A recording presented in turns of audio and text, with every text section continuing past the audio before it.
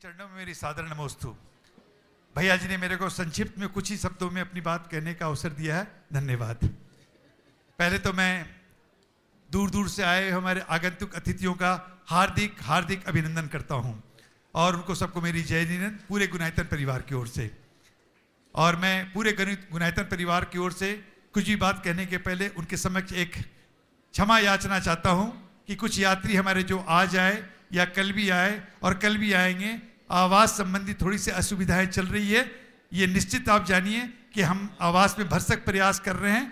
आज जो आए उनको भी आवास देने के हम पूरी प्रयास कर रहे हैं। कुछ रिजर्वेशन की दिक्कत होने की वजह से हो सकता है कुछ यात्रियों को थोड़ा सा इंतजार प्रतीक्षा करनी पड़ी, लेकिन आप निश्चित रहिए कि हम आज जितने भी हमारे यात्री करने आए सभी को समुचित आवास की व्यवस्था जरूर दे देंगे और कल भी जो पधारेंगे हम उसके लिए तत्पर हैं, कहीं भी कोई कठिनाई नहीं होगी। अब दूसरी बात जो मैं बताऊं, जिसके लिए आप सभी यहाँ पर पहुंचे हैं देश के विभिन्न कोनों से, जिस 24 समोसरण विधान के लिए आप सभी आए हैं, आपका पुनः स्वागत है।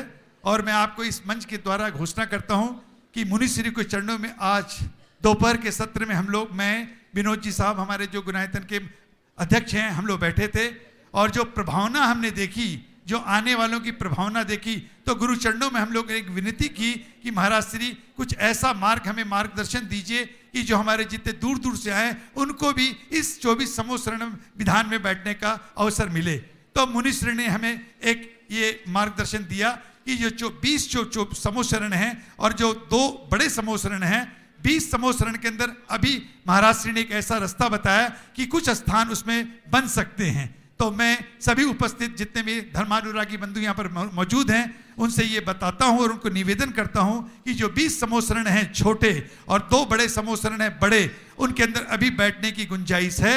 जो भी हमारे धर्मानुरागी बंधु उसमें अपना नाम लिखाना चाहते हैं वो या तो अभी हमें बता दें या कल प्रातः बता दें और हम उनको समुचित स्थान देने की व्यवस्था करेंगे ताकि वो मेन 20 समोसरण और 2 जो बड़े समोसरण हैं उसमें बैठ करके पूरे 6 दिन का पूरा पुण्यार्जन करें। और आपको बता दूं कल की जो छोटी सी गतिविधि है, कल एक भव्य शोभा यात्रा 96 श्री जी को लेकर के हमारे 30 चौबीसी जो ऊपर के अंदर मंदिर के अंदर बने हैं वहां से 96 श्री जी को की शोभा यात्रा अलग अलग उसमें पालकियों में लेकर के हम निकलेंगे। मुनिश्री ने हमें समय 12:30 बजे का दिया है। तो मैं सभी जो हमारे अभी पंडाल में मौजूद हैं या जो पंडाल में किसी कारण से नहीं आए, मैं उन सब से निवेदन करता हूं कि कल का कार्यक्रम अभी भैया जी आपको पूरा विस्तृत रूप में कार्यक्रम की पूरी चर्चा करेंगे और जैसे जो समय निश्चित हो कल के कार्यक्रम में आप प्रातः से ही कार्यक्रम प्रारंभ हो जाएंगे और कल से जुड़। और देखिए ये सारा कार्यक्रम तभी संभव हो पाएगा जब जितने लोग हमारे आए हैं वो सब गुनायतन से जुड़े। देखिए बिना जुड़ने के ये गुनायतन का जो काम है ये कभी भी पूरा नहीं हो पाएगा। चाहे वो 24 समोसरण का काम है, ये तो एक छोटी सी कड़ी है। मूल उद्देश्य जो है इस 24 समोसरण के पीछे में जो हमें गुनायतन का पूरा गुनायतन मंदिर का निर्माण पूरा करना, 14 गुण स्थानों की जो एक मुनिश्री के मस्तिष्क में जो एक विजन चल रही है कि वर्ल्ड क्लास 14 गुण स्थानों की, और मुनिश्री ने अपने प्रवचन के माध्यम से बार बार आपको बताया कि 14 गुण स्थान की क्या महत्व हमारे जीवन में, वो सारी बातें बताई। इसलिए आप गुनायतन से जुड़िए और इस गुनायतन परिवार को इतना मजबूत बनाने में अपना योगदान दीजिए कि ये भारतवर्ष में नहीं विश्व के अंदर एक सबसे बड़ी संस्था के रूप में उभरे। बस इतना ही कहकर मैं अपनी वाणी को विराम देता हूं। धन्यवाद। जय जिनेंद्र। बहुत बहुत धन्यवाद अशोक भैया। आप लोग एक बार फिर से जोरदार ताली बजा दीजिए। बंधुओं, ये मजबूत कंधे हैं जिन पर इतना गुरुतर भार आप देख रहे हैं। गुनायतन का कार्य बहुत तेज चल रहा है। विनोद भैया भी यहाँ पर उपस्थित हैं और सब महामंत्री और अरविंद राजा सभी उपस्थित हैं। और अब चलते हैं आज गुनायतन की इसी जुड़ाव की कड़ी में सूत्रधार के रूप में जुड़े हैं श्री जयचंद लाल विजय कुमार अजय कुमार डंडवाल गुवाहाटी। जोरदार तालियों से उनका स्वागत करें यदि उपस्थित हैं। चले आए माता जी। श्रीमती लीलाबाई पुत्र मनोज बाटलीवाल परिवार औरंगाबाद महाराष्ट्र, ये भी सूत्रधार के रूप में जुड़े हैं। जोरदार ताली से उनका भी स्वागत। यदि उपस्थित हो तो चले आएंगे। निर्माण मित्र में जुड़ने वाले हैं श्रीमती ताराबाई प्रमोद चंदा गोलकारी अकोला महाराष्ट्र। निर्माण मित्र में उन्होंने अपना योगदान दिया है। निर्माण निधि सदस्य के नाम मैं यहाँ पर वाचन कर रहा हूँ, आप लोग तालियों में कंजूसी करना। श्रीमती रमीलाबेन कांतिलाल जी साल गोया परिवार मुंबई। डॉक्टर राजेश कुमार जैन एवं दिव्यांश जैन, डुबलिन आयरलैंड। थोड़ा जो ये पारस चैनल का जो सिस्टम लगा हुआ है उससे दूर हो जाएं, क्योंकि वो पूरे देश को आप दिखा रहा है, तो आप उसकी व्यवस्था में सहयोग करें। माधवी दीपक शाह निडड़ी, जानकी मास्टर यस आशीष शाह ऊना, माधुरी मधुकर छबले दाऊद, आशा जैन विजय जैन दुर्ग छत्तीसगढ़, अशोक अजमेरा ताराचंद जैन गया, श्री शकुंतला बाई वंशीलाल जी बज, देवेंद्र बज, अजय बज, वंशीलाल जी बज, कुमार खुशबू वासिम महाराष्ट्र, श्री गोरेलाल संजीव कुमार जैन अशोक नगर मध्य प्रदेश, श्रीमती गुलाब देवी बड़जात्या रेहावाड़ी गुवाहाटी, मंजू महेंद्र सेन, प्रदीप जैन, मनीषा जैन, रिद्धि जैन खामगांव बुल्डाना महाराष्ट्र। और एक पर्ची और आई है मेरे पास में बंधुओं, बहुत ही यह सार्थक पहल है और ये पहल पहली ही बार हो रही है, लेकिन आप भी अपने लिए यह पहल एक आदर्श बन सकती है, और यदि ऐसा सब करें तो गुणायतन का कार्य बहुत जल्दी हो जाएगा। लक्ष्मी नगर जैन मंदिर नागपुर महाराष्ट्र समाज ने 1008 श्री सिद्ध चक्र महामंड विधान उनके यहाँ सानंद संपन्न हुआ, और उस विधान में जो एकत्रित राशि हुई उसमें से 61,000 की राशि गुणायतन के लिए, पूरी की पूरी राशि गुणायतन के लिए समर्पित की। जो बचत थी वो गुणायतन के लिए समर्पित की। जोरदार तालियों से।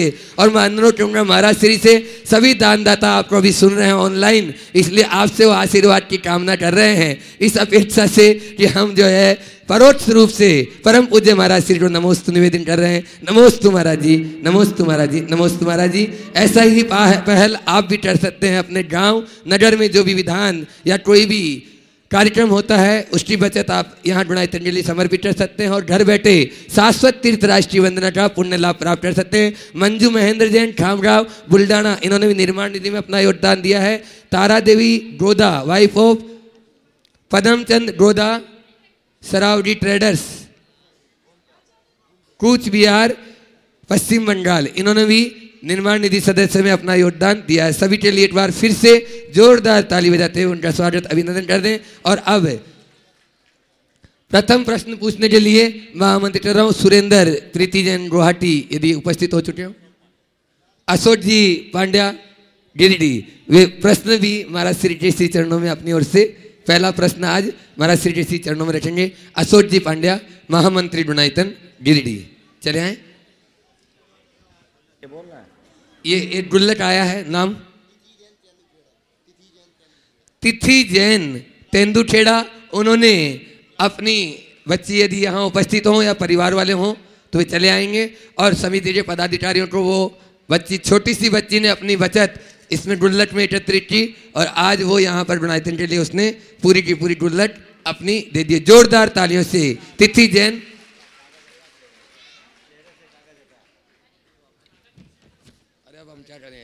तिथि जैन तेंदुखेड़ा। चलिए, एक और आया है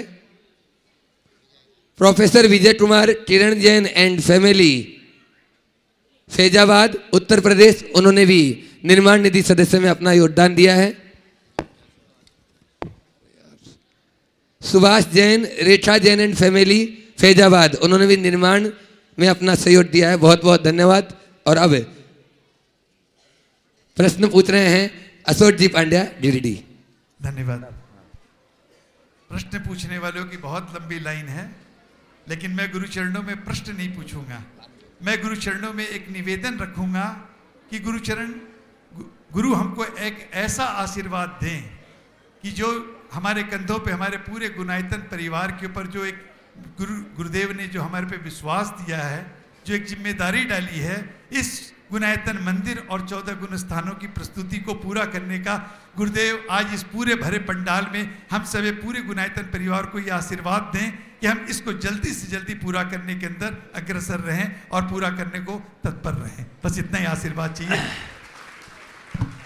आशीर्वाद तो है ही, आप अपने संकल्प को मजबूत करो, काम अपने आप होगा। चलो। प्रदीप जी चूड़ीवाल, निखार कलेक्शन, जयपुर। प्रश्न पूछना है। प्रश्न पूछना है, अपना निवेदन या और कुछ नहीं बोलना है। और इनमें से पूछा ना। नमोस्तु गुरुवर। एक शंका है मेरे दिमाग में कि अगर सभी भगवान के समोसरण एक जैसे होते हैं तो 24 समोसरण 24 भगवान के विधान की क्या आवश्यकता है? बिल्कुल ठीक कह रहे हैं। सभी भगवान के समोसरण एक से होते हैं तो 24 की क्या आवश्यकता। बात ऐसी, भगवान तो सब एक से हैं, भक्त एक से कहाँ हैं। अगर भगत एक से होते तो एक ही भगवान में काम हो जाता है। भक्त विभक्त हैं तो सब भक्तों को समाविष्ट करने के लिए 24 को समाहित कर लिया गया है। जिसको जो पसंद आ जाए उनको भजो, कहीं से भजो, काम हो जाए। राजुल अजमेर निमच तैयार रहे। अखिलेश सेठ जबलपुर शिव नगर से पूछ रहे हैं, मैं मंदिर जी में झाड़ू पोंछा लगाता हूँ तो लोग कहते हैं ये माली का काम है, क्या इसमें पुण्य है या नहीं, लगाना चाहिए या नहीं? उनसे कहो जो ये कहते हैं माली का काम है, उनसे कहो माली नहीं मालिक का काम है। 3 लोक के नाथ मेरे मालिक हैं, मैं उनका काम कर रहा हूँ। त्रिलोकीनाथ के दरबार की सेवा से बड़ा पुण्य क्या होगा। हमारे गुरुदेव हमें बताते थे, सरचेट भागचंद जी सोनी के पिता श्री टीकम चंद जी सोनी, जिन्होंने अजमेर की नशिया का निर्माण कराया, वो अपने घर से बग्घी पर सवार होकर मंदिर आते थे। नशिया जी खुद अपने हाथ से उसका ताला खोलते थे और बग्घी से 100 कदम पहले उतर जाते थे, पैदल जाते, उसका ताला खोलते थे और अपने हाथों से उस पूरे मंदिर का झाड़ू पोंछा करते थे। लोगों ने एक बार कहा कि ये काम आप करते हो, कोई आदमी क्यों नहीं लगा लेते। तो उन्होंने कहा, त्रिलोकीनाथ के दरबार की सेवा से बड़ा पुण्य मेरे जीवन में और क्या हो सकता है, तुम उसे क्यों छीनना चाहते हो। लोग तुमसे कुछ कहे, तुम वाकई में आज भगवान के चरणों में माली बन जाओ, कल माला माल बन जाओगे, उसमें कोई सोचने की ज़रूरत नहीं है। मैं तो ये कहना ही चाहता हूँ कि अगर तुम्हें माली भी बनना पड़े तो भगवान के दरबार का माली बनो, इससे बड़ा सौभाग्य और क्या होगा। आज तुम भाग्यवान बनोगे, कल भाग्यवान बनोगे, परसों भगवान बन जाओगे, उसमें कोई आश्चर्य की बात नहीं है। सुदेश जैन इंदौर से पूछ रहे हैं, हमारे क्या गुरुदेव आपको माँ जिनवाणी या सरस्वती की सिद्धि है जो इतना जल्दी उत्तर दे देते हैं, ये तो कंप्यूटर भी नहीं दे सकता है।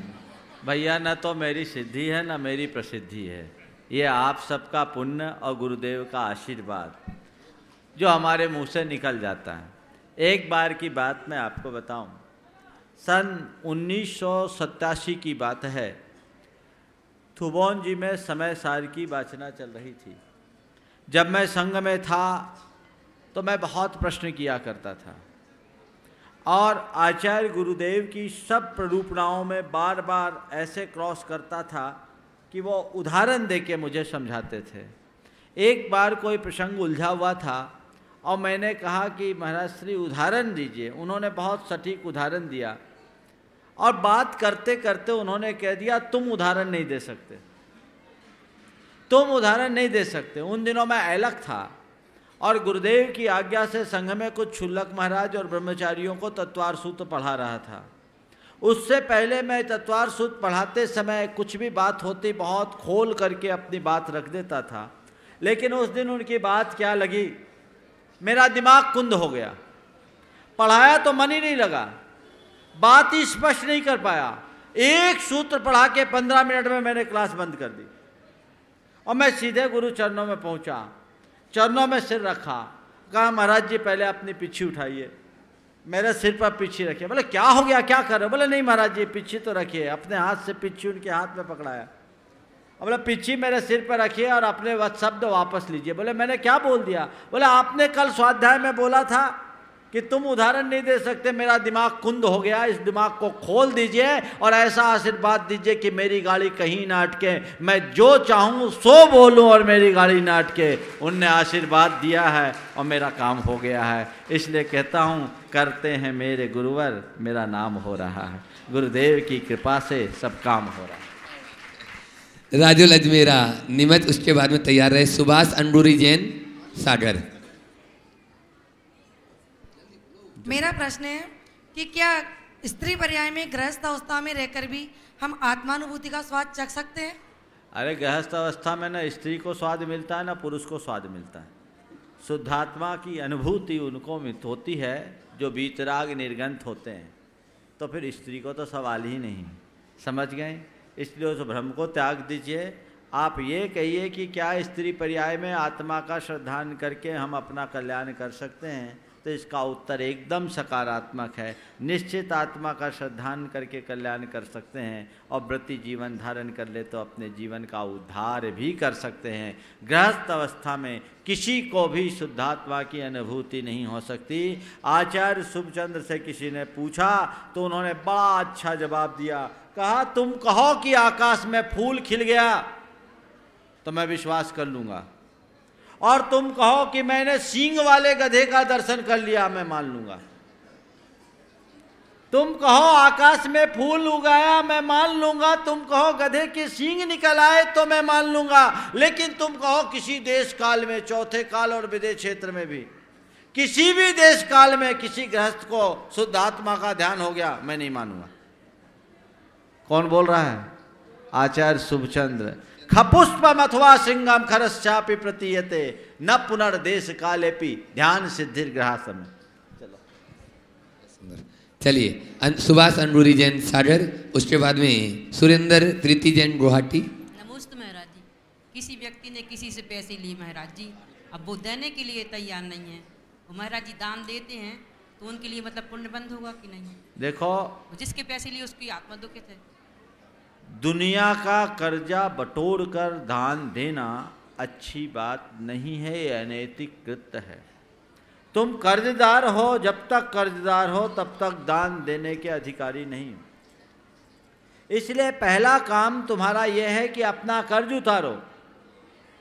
नाम के लिए बाजार में का पैसा ले रहे हो और लोगों को धर्म के क्षेत्र में दान कर रहे हो, दूसरों की आत्मा को दुखा रहे हो, ये बात ठीक नहीं है। इससे तुम्हें अनेकों की बद्दुआएं लगेगी। इसलिए अगर तुम्हारे पास किसी का कर्ज है, जीवन में कर्ज कभी लेना नहीं चाहिए, और कर्ज लो तो उसे यथासंभव जल्दी से जल्दी यथाशीघ्र उतारने का प्रयत्न करना चाहिए, तब तुम्हारा कल्याण होगा। इसलिए ये प्रवृत्ति अच्छी नहीं है। ऐसे लोग सच्चे अर्थों में धर्मात्मा कहलाने के अधिकारी नहीं हैं, क्योंकि अमानत में खयानत करने वाले और दूसरे के धन को डकारने वाले लोग महान पापी कहलाते हैं। चलिए आगे। इन माताजी ने जो अभी सुभाष अंडूरी जैन अंडूरी जी ने अपने हाथ की अंगूठी और पाँव की पायजेब उतार के गुणायतन में देकर 700 कर दिए। जोरदार तालियों से उनका स्वागत कर दें। और अब सुरेंद्र प्रीति जैन गुवाहाटी यदि पहुंच चुके हो तो दीपा जैन दमोह से पूछ रही, महाराज मुनि महाराज को मिथ्या दृष्टि के द्वारा आहार देने पर उन्हें पुण्यानुबंधी पुण्य लगता है या पापानुबंधी पुण्य?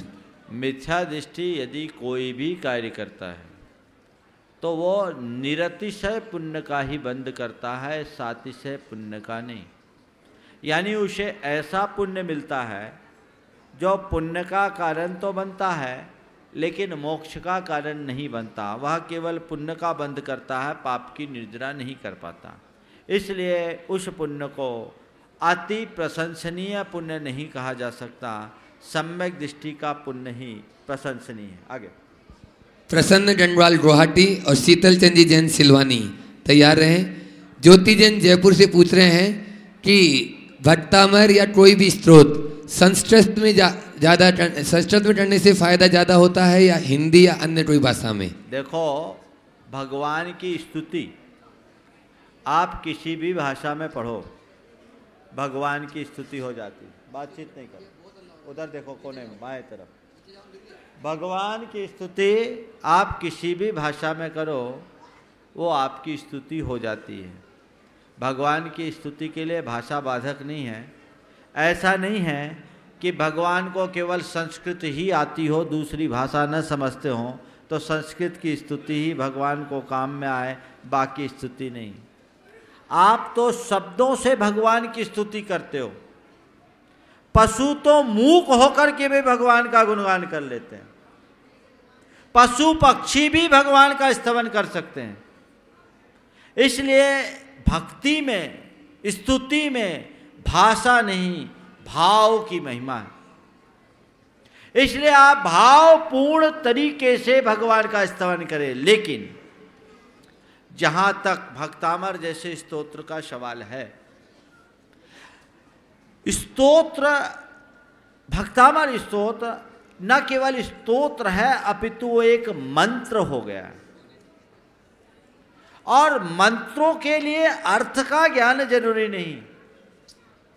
मंत्रों का फोनेटिक प्रभाव होता है, ध्वन्यात्मक प्रभाव होता है, उनके उच्चारण से जो हमारे अंदर वाइब्रेशंस होते हैं उसका असर होता है।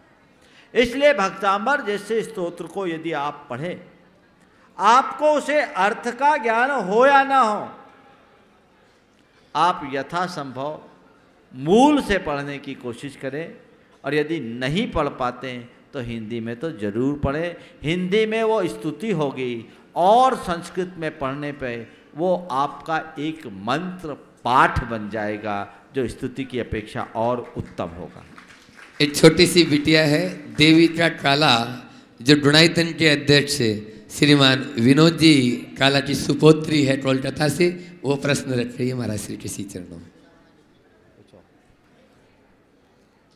जबकि भगवान हम लोग के भी अंदर होते हैं, तो हम लोग मंदिर क्यों जाते हैं? क्या बात पूछा है बच्ची ने, बहुत अच्छी बात पूछी है। भगवान हम लोगों के अंदर भी होते हैं तो मंदिर क्यों जाते हैं? देखो, अंदर में भगवान जरूर है, पर भगवान हमको अंदर के दिखते हैं क्या? तो जब अंदर के भगवान नहीं दिखते ना, तो उनको याद करने के लिए हम बाहर के भगवान को देखते हैं। समझ गए? ये तो इस बच्ची के प्रश्न का उत्तर मैंने दिया, लेकिन बड़ों के लिए भी मैं उत्तर देता हूँ और ये बच्ची भी समझ जाएगी। एक बार ऐसा हुआ कि पिता ने अपने बेटे की शिकायत की, बेटे ध्यान से सुनो, पिता ने अपने बेटे की शिकायत की कि महाराज इससे कहो कि ये मंदिर जाए। मैंने उस बच्चे की तरफ देखा तो उसने कहा, महाराज भगवान तो मेरे दिल में है। क्या बोला? भगवान तो मेरे दिल में है, मंदिर क्यों जाऊं? तो मैंने कहा, ठीक कहते हो, तुम्हारे दिल में तो तुम्हारी गर्लफ्रेंड भी है, फिर उससे मिलने अलग से पार्क में क्यों जाते हो? समझ गए? अगर गर्लफ्रेंड से मिलने के लिए तुम पार्क में जा सकते हो, तो भगवान से मिलने के लिए मंदिर में जाना भी जरूरी। चलिए, सोनू जैन किशनगढ़ से पूछ रही है, मंदिर में पूजा की सामग्री ज्यादा चढ़ाने से क्या ज्यादा पुण्य मिलता है?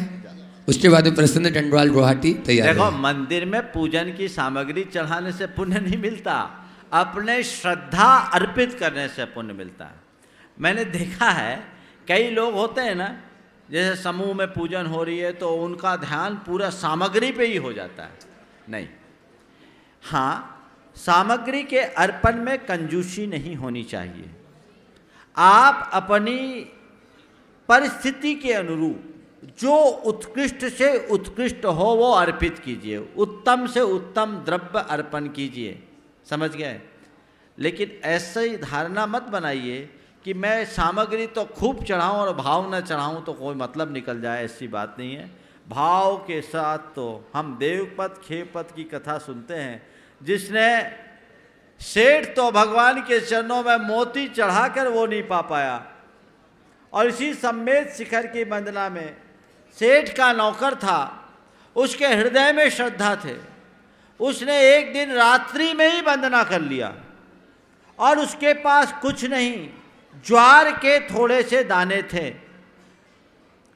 और भावना थी। वो सेठ से सम्मेद शिखर जी की महिमा सुनता था, दिन भर अपने कार्य में व्यस्त होने के कारण वंदना नहीं कर पाता था, लेकिन उसके मन में लगन थी कि मुझे तीर्थाधिराज की वंदना करके अपने जीवन को तारना है, इसी में मेरे जीवन का उद्धार होगा।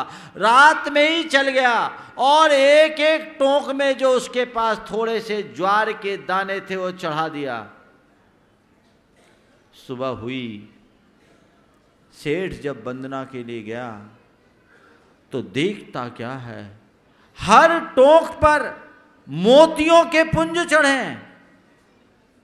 सेठ को आश्चर्य हुआ कि आखिर मेरे पहले इस तीर्थराज पर ऐसा कौन सेठ है जो मुझसे भी कीमती मोती चढ़ाए। मैंने तो मोतियां चढ़ाई थी, एक गज मोती है। सेठ को समझ में नहीं आया, उसने पता लगाया, वंदना की पर मन नहीं लगा, कौन आ गया मेरे से बड़ा। पता करने पर मालूम पड़ा कि उसका नौकर आया। नौकर को बुलाया, उसे लगा कि नौकर बेईमान होगा। ध्यान रखना, अमीर आदमी गरीब को हमेशा बेईमान समझता है, ये भूल है। गरीब गरीब होता है पर बेईमान नहीं होता। सच्चे अर्थों में गहराई से देखोगे ना तो अमीरी में जितनी बेईमानी की जाती है गरीबी में वैसी बेईमानी कम दिखती है। सेठ ने नौकर से पूछताछ की। नौकर ने पूछा क्या तुम रात में बंदा में गए थे? बोले क्या चढ़ाए थे? बोले कुछ नहीं। मोती कहाँ से लाए? मोती? मैं तो मोती कहीं से नहीं लाया। क्या चढ़ाए थे? ज्वार के 2-3 दाने उसके जेब में पड़े थे। बोले ये चढ़ाए थे? बोले झूठ बोलते हो। बोले हुजूर मैं तो यही चढ़ाया था। बोले अच्छा चल के दिखाओ। वो गया और जैसे सेठ के सामने उसने ज्वार के दाने चढ़ाए फिर से वे ज्वार मोती बन गए। तब सेठ को लगा मैं पूजा कम करता था, पूजा का अहंकार ज़्यादा था और इसने पूजा की और पूजा से ज़्यादा इसकी श्रद्धा थी। बंधुओं, कल्याण श्रद्धा से होता है, श्रद्धालु का होता है, अहंकारी का नहीं। आगे चलिए, प्रसन्न डंडवाल गुवाहाटी। नमोस्तु गुरुदेव। और उसके बाद में विजय शाह नीमच तैयार रहे।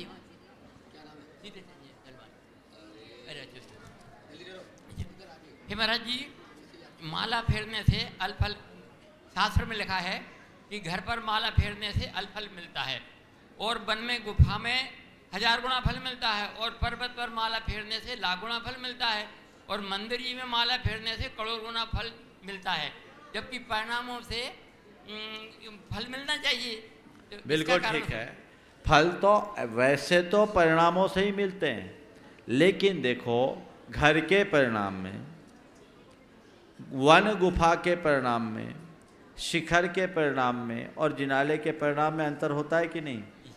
आप घर में माला फेरते हो तो निर्विकल्प रहते हो कि मंदिर में माला फेरने से निर्विकल्प होते हो? और मंदिर में भी यहाँ माला फेरो और ऊपर जाके माला फेरो, यहाँ ध्यान लगाना पड़ता, वहाँ ध्यान ऑटोमेटिक लग जाता है। तो द्रव्य क्षेत्र काल भाव का असर पड़ता है। इसलिए जो बात लिखा है वो एक दृष्टि से ठीक है, क्योंकि अनुकूल द्रव्य क्षेत्र काल भाव के होने पर हमारी एकाग्रता विशेष होती है। आगे डॉक्टर आशा जैन जबलपुर तैयार रहे। व्यापार, फैक्ट्री, दुकान आदि का नाम भगवान या धर्म पर रखना गलत है या सही? मनोज जैन पानीपत। देखिए, भगवान के नाम पर व्यापार आदि का काम करना मेरी दृष्टि से कोई गलत नहीं है, ये नाम निक्षेप है। और नाम निक्षेप से अगर रखते हैं तो कोई बुराई नहीं है, ये उससे आपके जैन होने की पहचान भी होती है, लेकिन कभी कभी गड़बड़ हो जाता है।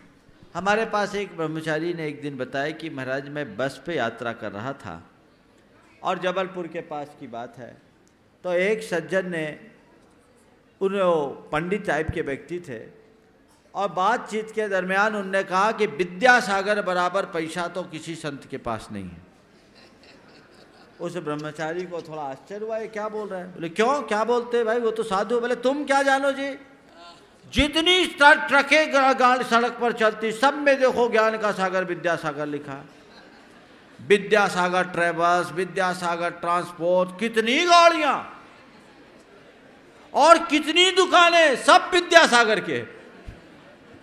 तब उनने समझाया, भैया ऐसी भूल मत करो, वो तो एक अकिंचन योगी है, उनके पास तो तन पे कपड़ा भी नहीं है, तो भक्तों ने उनके नाम का प्रयोग किया है। तब उसकी आंख खुली।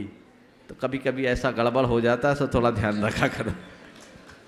चलो हाँ। वीणा बरड़ा गुवाहाटी, उसके बाद चंद्रकला जी पाटनी रांची तैयार रहे। व्यवहार और निश्चय की दृष्टि से स्व और पर की परिभाषा क्या है? देखिए, व्यवहार और निश्चय की दृष्टि से स्व और पर की परिभाषा आपने पूछा है। निश्चय की दृष्टि से देखा जाए तो न कोई स्व है न पर है। स्व और पर की जब भी बात आती है, भेद की बात है, ये सब बात ही व्यवहार है। समझ गए? आचार्य कुंद कहते हैं कि जो भी हम भेद विज्ञान की बात करते हैं वह सब व्यवहार है। निश्चय में तो केवल आत्मा है। न विहोद अपमत्तो जान गोद जो भावो एदम भनंति शुद्धम नादा जो सो दुसो चेव। न कोई प्रमत्त है, न अप्रमत्त है, न शुद्ध है, न अशुद्ध है, जो है सो है। इसलिए निश्चय में न स्व है न पर है, जो है सो है, व्यवहार में ये स्व है, ये पर है। आत्मा से भिन्न जो कुछ भी है वो पर है, और आत्मा का जो ज्ञान दर्शनात्मक स्वरूप है वह स्व है, यह भी व्यवहार है। तो स्वाध्याय में प्राय स्व और पर आता है, वहाँ पे क्या अर्थ लगाए? जिसको आप स्व और पर की बात करते सब व्यवहार है, निश्चय में भेद ही नहीं, वो अभेद है। समझ गए? चलो श्री चंद्रकला पाटनी। नमोस्तु महाराज श्री। महाराज श्री, अपने दोषों को देखने और उसके निवारण हेतु क्या करें? अपने दोषों को देखने और उसको निवारण हेतु क्या करें, बहुत गहरा प्रश्न पूछा है।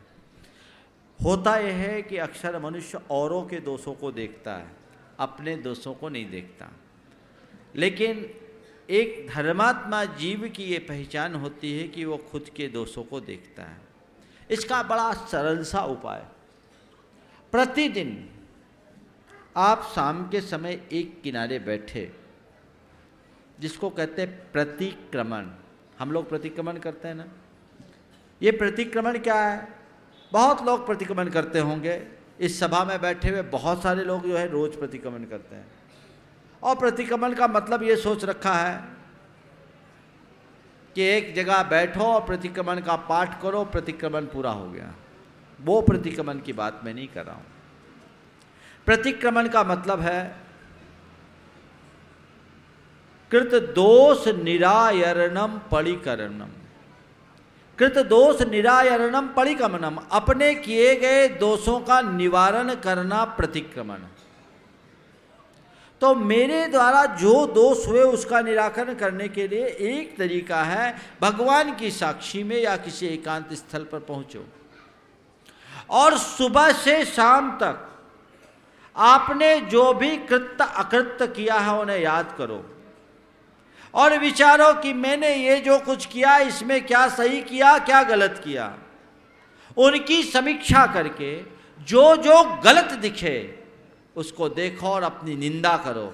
हाँ, मैंने गलत कहा, उसकी गरहा करो कि ये मैंने गलत किया, मुझे पुनरावृत्ति इसकी नहीं करनी है, ये मेरे मन की दुर्बलता है, मैंने ऐसा सोचा उसकी जगह ऐसा सोचना चाहिए था, मैंने ऐसा बोला उसकी जगह मुझे ऐसा बोलना चाहिए था, मैंने ऐसा किया उसकी जगह ऐसा करना चाहिए था। ये मेरे मन की दुर्बलताएं हैं, मुझे इन दुर्बलताओं का निवारण करना है। हे भगवान, मैंने अपने अज्ञानवश, प्रमादवश, संस्कारवश और कषाय से प्रेरित होकर ये जो कार्य किया, मन से, वचन से अथवा शरीर से, मेरे ये सब पाप मिथ्या हो और मैं दोबारा इनकी पुनरावृत्ति नहीं करूँगा। और ऐसा सोचकर नमोकार मंत्र की या तो माला फेरे या 9 बार जाप करे और अपने मन को शांत करने की चेष्टा करे।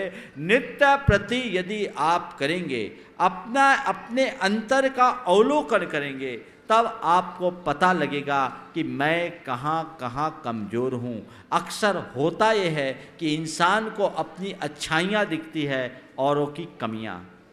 होना ये चाहिए कि हम खुद की कमियाँ देखें, औरों की खूबियाँ देखें, जीवन सार्थक होगा। इसलिए अपने आप को अच्छाई के मार्ग पर सदैव लगाने का यही तरीका है जिसे अपनाना चाहिए। सुनीता पांड्या गुवाहाटी तैयार रहे। शांतिलाल जी जैन जापान से पूछ रहे हैं, महाराज जी, प्रसन्नता महत्वपूर्ण होने पर भी एवं अच्छी होने पर भी बाजार में सफलता का जो बोलबाला है वह देखते हुए मन कई बार प्रसन्नता को गौण बनाकर सफलता को प्रधानता दे बैठता है। प्रसन्नता की कुर्बानी से सफलता मिलने पर भी अंतर में उसकी ऐसी कोई व्यथा नहीं होती, ऐसा क्यों? आपसे मार्गदर्शन चाहता हूँ। देखिए, जब बाजार को देखोगे ना तो सफलता ही दिखेगी। जिनकी दृष्टि बाजार पर है वो सफलता की ओर भागेंगे, और जिनकी दृष्टि अपने मन पर और मन की शांति पर होगी वो प्रसन्नता की ओर भागेंगे। आज दुनिया की स्थिति कुछ ऐसी ही है, वो बाहर की ओर ज़्यादा भागते हैं, उनकी दृष्टि बाहर की ओर है। ध्यान रखो, मनुष्य अपने प्रयत्नों से सफल भले हो जाए, पर सफलता हमारे जीवन का लक्ष्य नहीं है। एक व्यक्ति पढ़ लिख कर के बड़ा उद्यमी बन जाए, बड़ा कारोबारी बन जाए, बड़ा आदमी बन जाए, ये जीवन की उपलब्धि नहीं है। एक अच्छा इंसान बन जाए, अच्छी ज़िंदगी जीने का अधिकारी बन जाए, ये हमारे जीवन की उपलब्धि है। इसलिए अपनी दृष्टि को बाजार से हटाकर अपनी तरफ देखें, जिससे हमारे अंदर की प्रसन्नता बढ़े, वही सार्थक है। आगे चलो। नमोस्तु महाराज श्री। सुआ सूतक में पहले ही अपन मोली बंधवा लेते हैं, तो उसका क्या तात्पर्य है, और पहाड़ की वंदना करनी चाहिए या नहीं सुआ सूतक में? सुआ सूतक क्या है? ये किसी भी हमारी कुल परंपरा में कोई ऐसी स्थितियाँ हो गई, या तो किसी का जन्म हो गया या मरण हो गया, तो उसमें अशुद्धि होती। लेकिन ऐसा लिखा है कि जहाँ बड़े बड़े धार्मिक महान्यास हो रहे हों, अच्छे कार्य करने का पहले से संकल्प ले लिया हो, और अचानक इस तरह की कोई स्थिति बन गई, तो उनको सुआ सूतक नहीं लगता। मौली आपने बांधा है या नहीं बांधा, ये महत्वपूर्ण नहीं है। आपने अपने आप को संकल्पित किया है या नहीं, ये महत्वपूर्ण है। आप सबसे मैं कहना चाहता हूँ, बहुत सारे लोगों को तब बहुत तकलीफ़ होती है कि महीनों इंतज़ार के बाद, टिकट कंफर्म होने के बाद शिखर जी आते हैं, और यहाँ आते ही खबर आ जाती है कि ये मर गया, ये जन्म गया, सूतक हो गया, पातक लग गया, मन बहुत अखरता है। मैं सब लोगों से कहता हूँ, शिखर जी जब भी आओ, जिस दिन टिकट बनाओ, उसी दिन मन में संकल्प ले लो कि मुझे शिखर जी हर हालत में जाना है, टिकट कैंसिल नहीं कराना। क्या बोला? टिकट कैंसिल नहीं कराना। मैंने समेत शिखर की टिकट बनाई, मुझे हर हाल में जाना है, पहला प्रयास करो। और घर से जब निकलो, ट्रेन में बैठने के पहले ये त्याग कर दो कि जब तक मेरी शिखर जी की वंदना ना हो जाए तब तक घर का त्याग। तुमको कोई सुआ सूतक नहीं लगेगा, त्याग करके जाओ। समझ गए? संकल्प। अभी एक सज्जन जो विधान में बैठने के इच्छुक थे, उनके पास सूतक लग गया। हमने बोला क्या किए?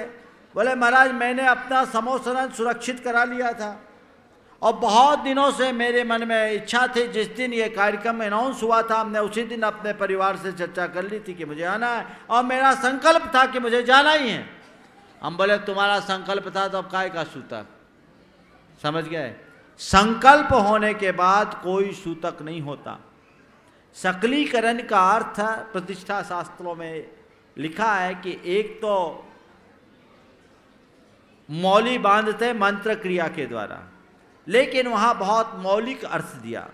मना प्रशस्ते वत्स प्रशस्ते काया प्रसक्ते च कसाय हानि साचैव अर्थतः सकली क्रिया सयात् क्रिया रुदारे कृति कल्पनांगा। कि मन की शुद्धि, वचन की शुद्धि, काय की शुद्धि और कसाय की हानि, असल में यही सकलीकरण है। बाकी बड़े बड़े मंत्र आदि की बातें तो सब क्रियाकांड है। समझ गए? तो वो भी करो, लेकिन यदि आप संकल्प से अनुबंधित हैं तो सूतक नहीं लगता। मैं आपको एक प्रसंग बताऊं।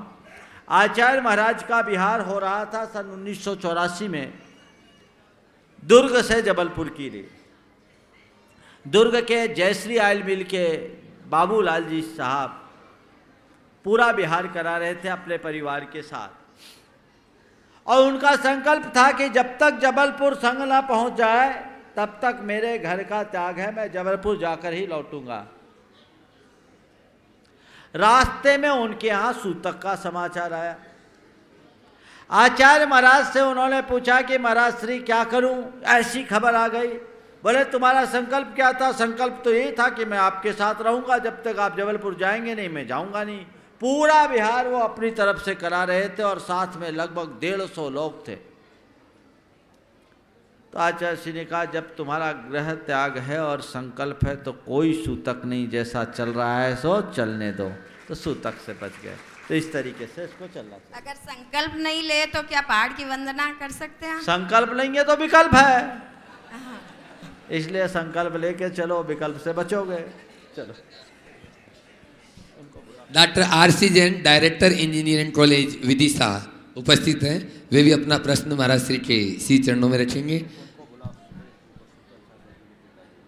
बुला लो दोनों को, मम्मी पापा बुला लो, प्रश्न पूछो। सुरेश चंद जी, कुसुम जी, सुरेश चंद जी जैन और कुसुम सतवैया, सुरेश चंद जी जैन और कुसुम सतवैया विदिशा, चले आए। परम पूज्य मुनि श्री शीतल साटर्जी महाराज के पूर्व अवस्था के, हाँ अभी जो शीतल साटर्जी महाराज जो बने हैं शीतल धाम में, उनके माता पिता हैं। आप लोग अभी उनकी यहाँ मंच पर आ रहे हैं। नमस्तेस्तु। हाँ, जल्दी करो। हाँ अच्छा। मेरा प्रश्न है कि हमेशा से 24 ही तीर्थंकर क्यों हैं? इसमें क्या कोइंसिडेंस है? देखिए 24 ही तीर्थंकर क्यों हैं आपने ये पूछा है, तो मैं आपसे पूछता हूँ आपके कान 2 ही क्यों हैं, आँखें 2 क्यों हैं, 3 क्यों नहीं, 1 क्यों नहीं? क्या उत्तर है आपके पास? कोई उत्तर है? मैं आपसे सवाल करता हूँ आपकी आंखें 2 ही क्यों हैं, कान 2 ही क्यों हैं, 1 या 3 क्यों नहीं? क्या जवाब है? क्या हो गया? Nature. Nature, this is the nature. 24 ही होते हैं, ठीक है। चलो अब आपने पूछा तो एक उत्तर भी दे दूं, थोड़ा पेन दो। तीर्थंकर 24 होते हैं क्योंकि तीर्थंकर परमात्मा है और परमात्मा शब्द बताता है कि वो 24 ही होंगे, कम नहीं होंगे। कैसे? तो थोड़ा मेरे हिसाब से देखना। परमात्मा को मेरी तरह लिखो, प र मा त और मा, ठीक है? दिख रहा है आप लोगों को? प र मा त मा, ठीक है ना? अब पा को देखो थोड़ा गौर से, पुरानी हिंदी के हिसाब से कौन सा अंक बता रहा है वो? क्या बता रहा है? 5। तो पा के आगे लगा दो 5, 5 बना दिया। ये रा क्या दिख रहा है? 2, तो यहां लगा दिया 2। और ये जो माँ है ना, माँ महाजनी गणित में क्या दिखता है? ये बन गया 4 और ये 2 पाई, एक पाई 1 चवन्नी होती है, तो 2 पाई यानी 18, तो कितना हो गया? 4.5। तो क्या हो गया? 4.5। और ये जो त दिख रहा है ना, आधा था, यह कैसा दिख रहा? 8 की तरह दिखता है। क्यों आरसी जैन साहब, आप गणित वाले, देखो इधर, ये त है 8, ये 8 की तरह दिखता है, इसमें लिख दो 8, और ये फिर 4.5, तो कितना हो गया? देखिए पा का 5, र का 2, माँ का 4.5, फिर त का 8 और माँ का 4.5, कितना हो गया? 5, 2, 7, 4, 11, 11.5, 8, 19.5 और 4.5, कितना हुआ? कितना हुआ? कितना चाहिए? परमात्मा बोलता है कि वो 24 ही हो सकते हैं, 25 में नहीं हो सकते। चलिए आगे, 1 मिनट उनको बुलाओ। परम पूज्य शीतल साटर्जी महाराज जो अभी दीक्षाएं हुई 4 दीक्षा में, उनके पूर्व अवस्था के माता पिता देखिए ऋषि भैया के यहाँ पर उपस्थित हैं। दोनों बड़े भाग्यशाली दंपति हैं। मैं इसलिए बोल रहा हूँ इतने भाग्यशाली दंपति कि आचार्य गुरुदेव के कर कमलों से अनेक दीक्षाएं हुई, इसमें मैं भी शामिल, लेकिन इनके बेटे ऋषिकेश की जिस प्रकार की दीक्षा हुई वो चौथे काल को याद दिला दी।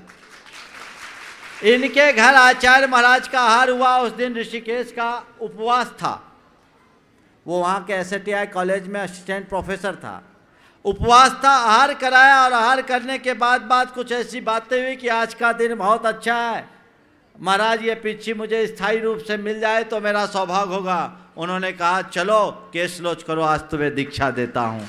ये इतिहास गढ़ा और ये दोनों ऐसे माँ बाप आए हैं। जरूर इन लोगों का सत्कार आप सबको करना चाहिए जिनने ऐसे संतान को जन्म दिया। वो ऋषिकेश हमसे बहुत जुड़े हुए थे, अब तो वो शीतल सागर हो गए। बहुत अच्छी बात है, आज प्रश्न का अवसर इनको दिया जाए। हमारा प्रश्न है, हमारा मोह कैसे छूटे? हाँ, मोह कैसे छूटे? जिधर ऋषि निकल गए उधर आप निकल जाओ, मोह अपने आप छूट जाएगा। अभी मुझसे कह रही थी महाराज मैं इसको पचा नहीं पा रही हूँ कि मेरे बेटे की दीक्षा ऐसे हो गए। अरे तुम्हारे बेटे ने तो 20 साल पहले 18 साल पहले ब्रह्मचर्य व्रत ले लिया था, उसी दिन सोच लेना चाहिए कि ये बेटा तो गया, इतने दिन रह गया, यही तुम्हारा भाग्य है। वो निकल गया, सबका उद्धार कर लिया। बस आज इतना ही। हरिवंश पुराण का स्वाध्याय कर, उसमें रूपाचल पर्वत आया है, उसका क्या मतलब? वो कल बताएंगे, अभी टाइम दूसरा हो गया। आज इतना ही। शंका समाधान के सत्र को यहाँ रखते हैं और कुछ बातें अभी मैं आपसे और कहूँगा। और कुछ सूचना है बाद में कल करना।